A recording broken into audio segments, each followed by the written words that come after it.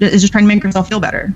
That's the impression that I get. Yeah, let's go over that tweet that Moderate Rebels put out. I don't know if it was Max Blumenthal or Ben Norton who tweeted that out.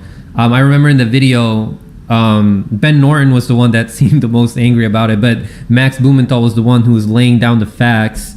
They both do fantastic work. If you haven't subscribed to Moderate Rebels yet, you should definitely subscribe. It's a very informative channel. So they tweeted out, and they tagged the Young Turks. They tagged Jacobin Magazine, which Anna Kasparian is a host of both of those. So it says, Anna Kasparian claims Jimmy Dore is a bad faith actor for criticizing Saint AOC, but apparently Anna had no problem doing propaganda for the Imperial NATO military alliance and Madeleine Albright, who defended the deaths of 500,000 Iraqi children. It came to my attention that Anna Kasparian had gone to the Munich Security Conference earlier this year. The Munich Security Conference is put on by NATO. It's funded by the German government, the German Foreign Ministry, and some other Western European governments, as well as the arms industry, big banks, the oil industry, and McKinsey and Associates, which was just like relentlessly trashed by, pro-Bernie elements because of Pete Buttigieg's association with it. And she did what it looked like a paid gig, where she interviewed various major foreign policy figures at the Munich Security Conference, including Madeleine Albright. And she gave this softball interview to Madeleine Albright where she came in just glowing with pride and talked about how excited she was to interview Madeleine Albright, the author of Yugoslavia's destruction, the person who helped kind of launch the siege on Iraq. And instead of asking the first question... And who defended the deaths of 500,000 Iraqi children. Well, exactly. I mean, your first question should have been, do you still think it was worth it? We have heard that 500,000 children have died. I mean, that's more children than died in Hiroshima. And is the price worth it?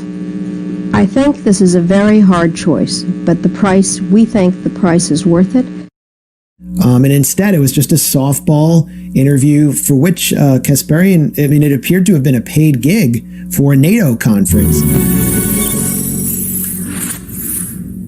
Welcome to your MSC. I am delighted to be here and to have a conversation with the former U.S. Secretary of State under Bill Clinton, Madeleine Albright. And Madeleine Albright was actually the first female Secretary of State in the U.S., and it is a pleasure to have you here. It's an honor to have a conversation with you. Well, I'm delighted to be interviewed by you. Thank you very much. Thank you.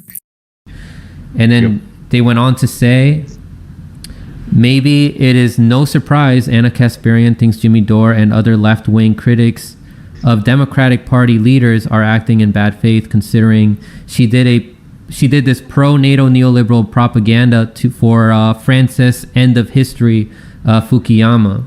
Anna Kasparian also gave a softball interview to Francis Fukuyama, who is one of the architects of the neoconservative movement, who wrote this discredited book on the end of history. Instead of asking him to kind of defend these ideas, she allowed him to hold forth on how evil populism is. And, I thought these people around Bernie loved populism. They wanted left-wing populism. Well, he was just saying we need to defend the liberal order and liberal democracy and so on. Welcome to your MSC. I'm Anna Kasparian, and we're about to have a conversation with political scientist and economist Francis Fukuyama. We'll discuss identity politics and how he believes that it is incredibly important to push for liberal democracies around the world.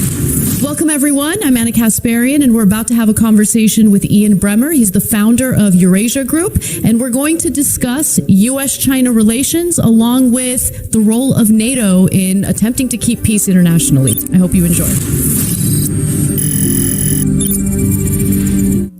Where's the quality control? Where are the red lines? This is the person that Jacobin has hired. By the way, it's pretty clear, that TYT had some kind of deal worked out, because the Young Turks, Anna Kasparian, I'm looking at their YouTube right here, they were part of a campaign that was hashtag your MSC. So not only were they participating in this NATO summit, the Munich Security Conference, which is, I mean, the most blatant imperialist conference you can ever go to, but they were actually trying to help rebrand it to make it woke with hashtag your MSC, hashtag your Munich Security Conference, hashtag your bombs that we're going to drop on Yemeni children. I mean, like, what the fuck?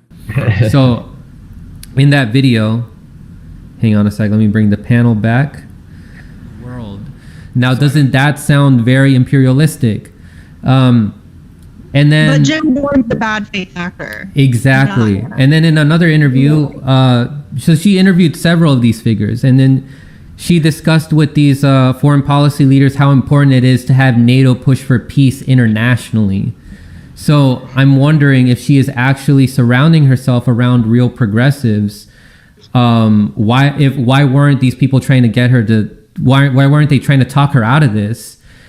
Or is she just this naive? What do you guys think? Well, I think Anna Kasparian is an apparatchik of this national security state status quo that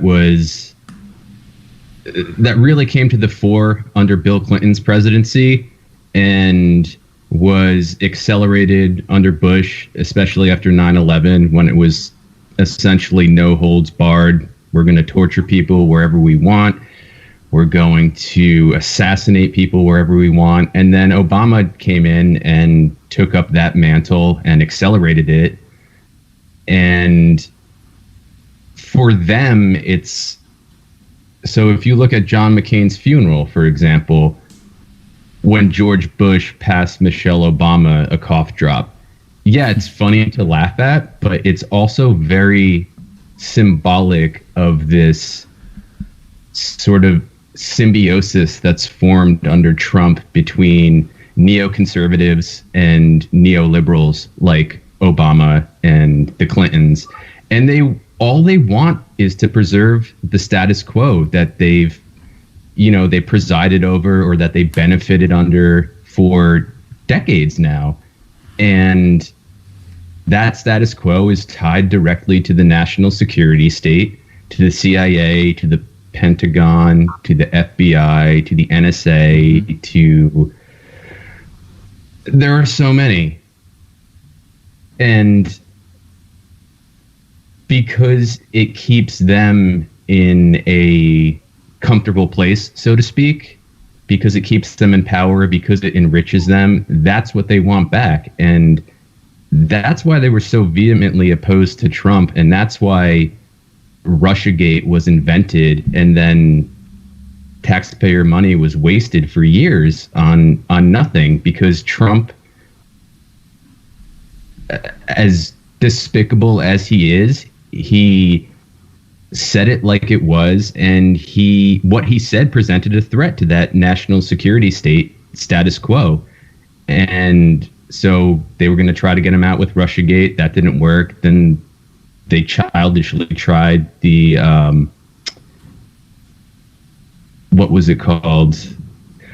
They tried accusing Russia of paying the Taliban to assassinate. The bounties. Yeah, Bountygate, and they were definitely buying into that because it was a story against Donald Trump. Anything that's just against Donald Trump, they would just lash out at it, no matter how much lack of evidence there is, no matter how much it could backfire on the left eventually. They just went with it. Yeah, but just to finish my point off, I think that somebody like Anna Kasparian, she's basically a stenographer for these people and helping to keep them in power. And she does so because it's lucrative for her. I doubt she has to worry about income or healthcare or if her kids are going to eat, things that we all have to worry about. And she never had to. Like Jimmy Dore always said, people at the Young Turks grew up in cul-de-sacs. They never experienced they never experienced what poor people go through. Right. And so I think that's where she comes from, and she's just one of many. Barry Weiss is another one. Anne Applebaum, who I mentioned earlier, who's just like, anything that has to do with Russia is going to make her fucking head explode. There are a lot of these functionaries, and they've been also recruited by these like cutouts that have popped up since Trump's election, like the Integrity Initiative, for example, in the UK. Anne Applebaum is a part of that, and you read her books. Her latest book is on Stalin and Ukraine and the famine that took place there, but it's basically a rant against Stalin and kind of using the famine and you know, the horror that did happen there, just using that as kind of like a backdrop to prop up her argument against Stalin. And then in terms of her argument against Jimmy Dore, when you're leading off an argument saying that somebody is coming from a bad faith position, then you just totally negate the possibility of having an argument, because you've already said, well, anything they say is is full of shit.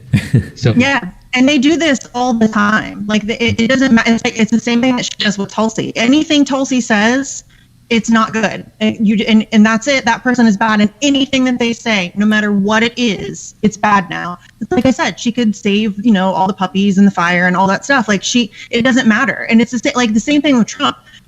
You know, they won't ever agree with Trump. It doesn't matter what he says or what, you know, it actually means. It's just Trump said it, so it's bad. And it's this surface level thinking. It's so, you know, and I think that maybe you're giving her too much credit as far as like, you know, I think that she is just a careerist, and she knows who writes her checks, and she has a CAA agent, and she just got $20 million in Katzenberg cash. And they don't Jeffrey Katzenberg doesn't just give somebody $20 million and not expect something in return. And, you know, he's a Democratic Party mega donor. So you tell me what TYT is, you know, like this, I'm not telling you to watch it or not. I'm just saying, be mindful of who they are, what they do, who they take money from, who they go to parties with, all of those things, because who they interview, what jobs they take, you know, that's all stuff that you should be mindful of and aware of as a viewer of the Young Turks.